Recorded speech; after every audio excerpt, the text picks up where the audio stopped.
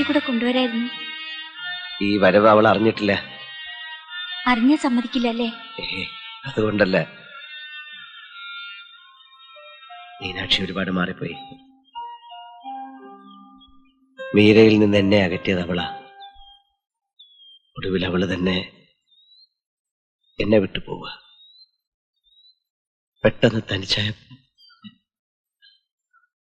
മീരെ, എന്റെ കൂടെ വരാം എങ്ങോട്ടെങ്കിലും. ഉണ്ണിയോട് എനിക്ക് പലപ്പോഴും ദേഷ്യം തോന്നിയിട്ടുണ്ട്, സങ്കടം തോന്നിയിട്ടുണ്ട്. എത്രയോ തവണ ഉണ്ണി എന്നെ വിളിക്കാൻ വരുമെന്ന് ഞാൻ പ്രതീക്ഷിച്ചിട്ടുണ്ടെന്നറിയോ? ഇപ്പൊ വളരെ വൈകിപ്പോയി ഉണ്ണി, വളരെ. മുമ്പ് ഉണ്ണിയെ പിന്തിരിപ്പിച്ച എന്റെ അച്ഛൻ തന്നെയാണ് ഇപ്പോഴും കാരണം. സാറിനോട് ഞാൻ സംസാരിച്ചു നോക്കാം. ഉണ്ണിയെ കാണുമ്പോ അച്ഛൻ കുറ്റബോധം കൊണ്ട് കരയും, പക്ഷേ ഒരക്ഷരം.